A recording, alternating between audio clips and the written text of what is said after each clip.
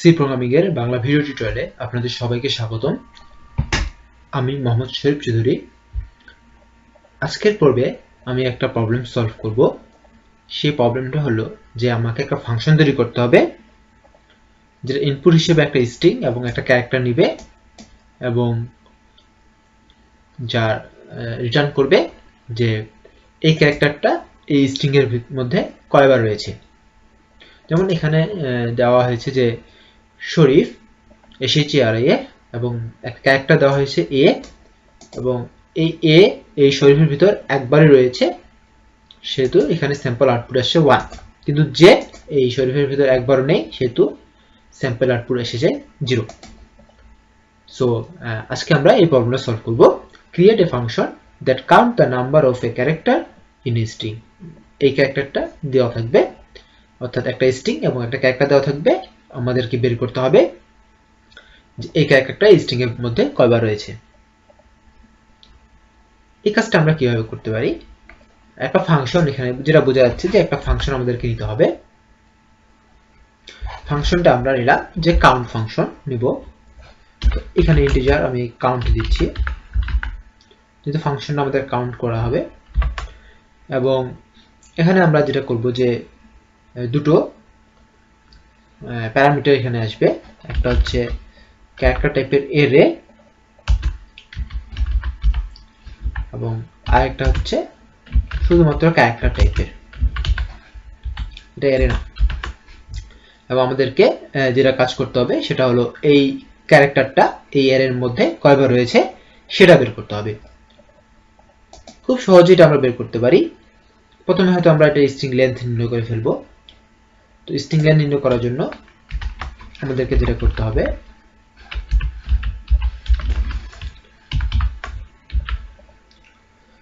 এখানে আমরা লিখব string .h। এখানে আমরা লেন্থ বের করতে পারি, নাও করতে পারি। লেন্থ বের করে কিভাবে করব, লেন্থ বের করে না করে কিভাবে করব সেটাও দেখিয়ে দিচ্ছি আমি।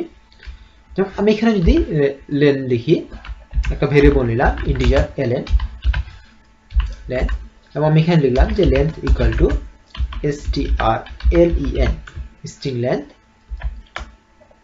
a double r।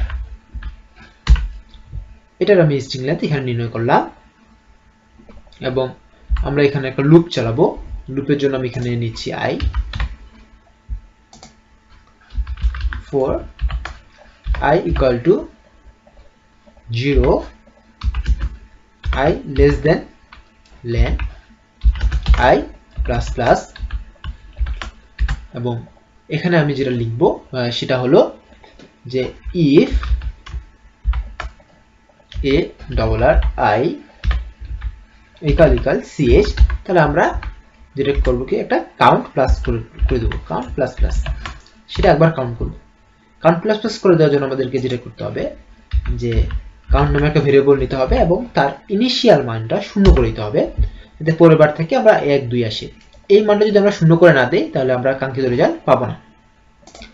এই কাজটা করলেই যে আমরা এই স্ট্রিং এর মধ্যে এই ক্যারেক্টারটা কয়বার রয়েছে সেটা পেয়ে যাব। যেমন আমি যদি এখানে প্রিন্ট করি %d, এবং যে কাজটা করতে হবে সেখানে রিটার্ন করতে হবে cntটা, যে যতগুলো কাউন্ট হলো সেটা আমাকে রিটার্ন করে দিতে হবে। এবং এখানে আমি যদি লিখি count কাউন্ট, একটা স্ট্রিং প্রথমে শরীফ, তারপরে একটা ক্যারেক্টার সেটা হচ্ছে a। এবার এটাকে যদি আমি রান করি দেখাচ্ছে 1 আসছে, এবং এখানে যদি আমি জেট করে দেই 0 আসছে।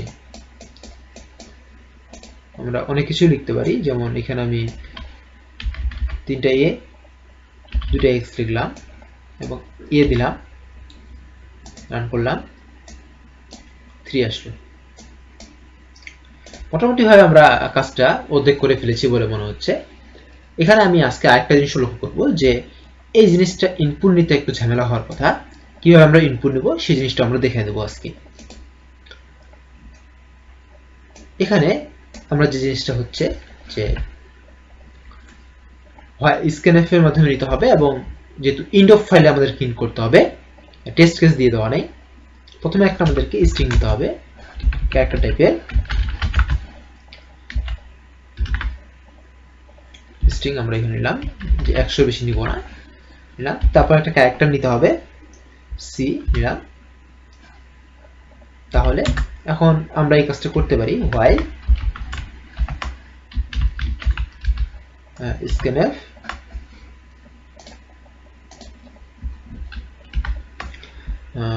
%s, তারপর কি ক্যারেক্টার নিব %c,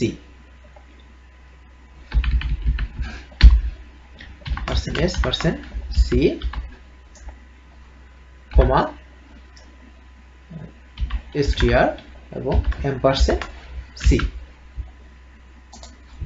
যদি নেই তাহলে কি হলো, আমরা প্রথমে একটা স্ট্রিং নিব, তারপর একটা ক্যারেক্টার নিব, নিয়ে এর মধ্যে রাখবো, এবং আমরা জাস্ট এই ফাংশনটাকে প্রিন্ট করে দেব। প্রিন্টের %d \n, কমা আমরা যে কাজ করব যে কাউন্ট count str, c। এটা দিয়ে দিলেই হয়ে যাওয়ার কথা, কিন্তু আসলে হবে না। রান করে দেখি। এখানে আমাদেরকে ইনপুট হিসেবে একটা ফ্লোট দিতে হবে, তারপরে একটা ক্যারেক্টার দিতে হবে, দিলাম 00 আসছে, দুইবার 0 আসছে। এটা দুইবার কেন 0 আসলো?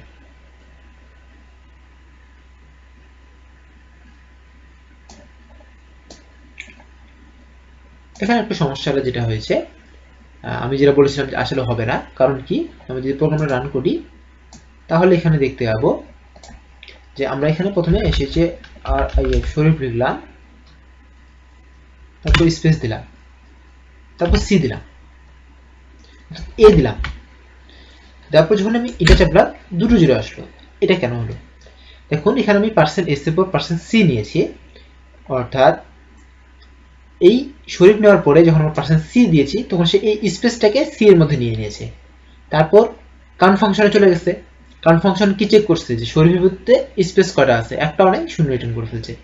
তারপরে আবার ঘুরে এই s এর মধ্যে এই এটা ঢুকে গেছে, এবং এই c এর মধ্যে ইন্টারটা ঢুকে গেছে, নিউ লাইনটা। তারপর চেক করছে যে এর মধ্যে নিউ লাইন কয়বার আছে, একবারও নেই, 0 রিটার্ন করে ফেলছে। আমি যে বলেছিলাম যে আসলে ইনপুট নিতে সমস্যা হবে, এটাই সমস্যা। এই সমস্যাটা আমরা দুইভাবে সমাধান করতে পারি। যেমন আমরা ইনপুটটা কোন সিস্টেমে নিচ্ছি, একটা স্ট্রিং নেওয়ার পরে একটা স্পেস দিচ্ছি, তারপর একটা ক্যারেক্টার নিচ্ছি, তারপর কি করতেছি একটা নিউ লাইন দিচ্ছি, এইভাবে আমরা নিচ্ছি। এখানে আবার নিউ লাইনটা না নিলেও চলবে, সমস্যা নেই, তবে এই কাজটা করলেই হয়ে যাবে। আমি এবার রান করব। রান করার পর এখানে আমি লিখবো যে SHARIF স্পেস C0, C0 আছে, তারপর SHARIF A1 ASSD space S2।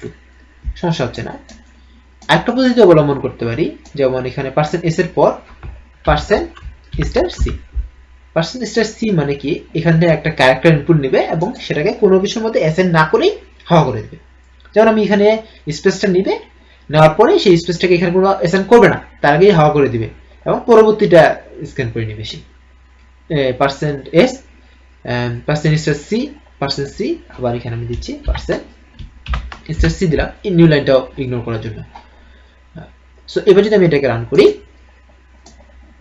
So এখানে আমি যদি দেই SHARIF শরীফ A1 কন্ট্রোল Z,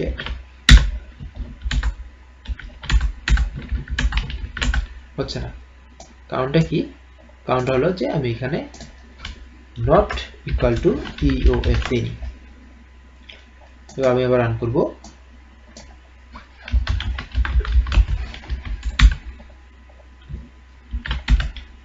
একটা মিনিট হয়েছে। সো মোটামুটি হবে এটাই। আমি এখানে একটা কথা বলেছিলাম, সেটা হচ্ছে যে আমি লেন্থ বের করে দেখাবো, লেন্থ না বের করে দেখাবো। লেন্থ না বের করেও দেখানো যাবে, কোনো সমস্যা নেই। i equal to 0 এখানে লিখতে হবে, এবং এখানে যেটা লিখতে হবে যে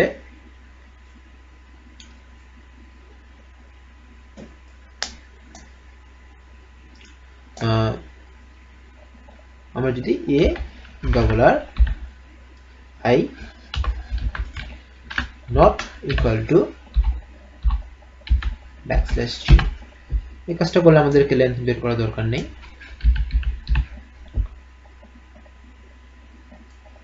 আমাদেরকে লেন্থ বের করার কোনো দরকার নেই, সেজন্য আমাদের তখন string.h ফাংশনটাও লাগবে না।